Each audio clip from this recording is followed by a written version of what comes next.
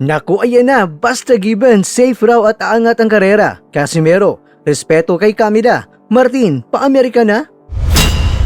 Nakatagda ng i-order na International Boxing Federation ang mandatory title defense ng kasalukuyang International Boxing Federation Flyweight Champion na si Masamichi Yabuki. Ang makakalaban nito ay walang iba kundi ang Pinoy knockout artist na si Mel Pardo. Nakuha ni Pardo ang posisyon bilang mandatory challenger matapos itong patulugin sa loob lamang ng 65 seconds si Tobias Reyes ng Argentina sa kanilang title eliminator match noong Abril.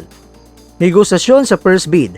Kapag lumabas na ang opisyal na order ng International Boxing Federation, magsisimula na ang negosasyon sa pagitan ng kampo ni Yabuki at ni Pardo. Kapag hindi nagkasundo, diretso ito sa first bid, perspektibo sa Japan at Amerika. Ayon sa sikat na American matchmaker na si Sean Gibbons, bukod sa posibilidad na sa Japan idaos ang laban, naghanda na rin ang US Embassy appointment ni Pardo ngayong Setyembre para sa kanyang bakbakan sa abroad, pangalawang world champion. Sa kasalukuyan mga kwento, si Pedro Taduran, ang IBF minimum weight world champion pa lamang, ang tanging reigning Filipino world champion. Sa pamamahala ni Gibbons, malaki raw ang tiwala ng karamihan na si Pardo na ang susunod na mag-uwi ng corona dahil hawak raw ito ni Gibbons.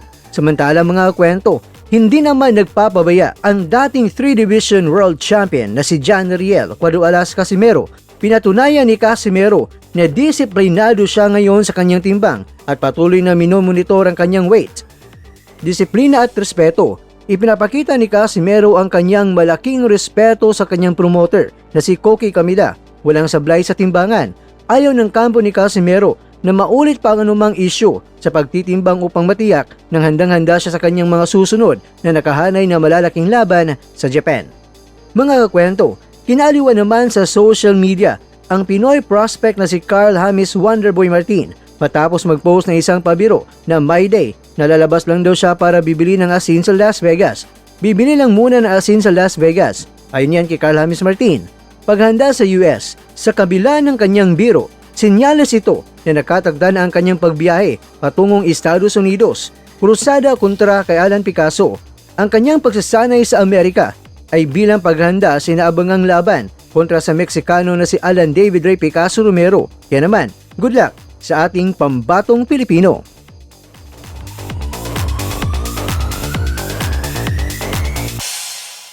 Oy, oy, 33 raw. 133 raw.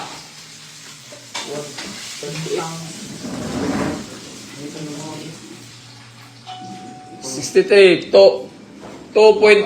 Dito, gano'n na. 2.2. Bobo ka ba? Pero okay, ba kani ba 138? Mo gani 138 ra gani. Mo gani. Oh. Guys, i-check na ko ako timbang bagay. Ako na ko. Timbang ako eh.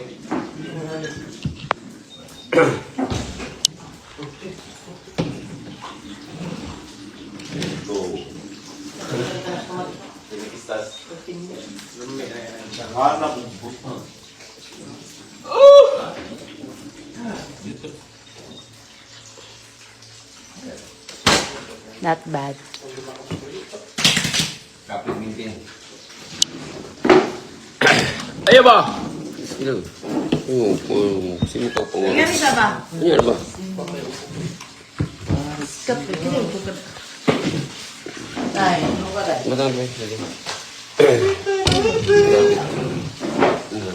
Ito na, tumay.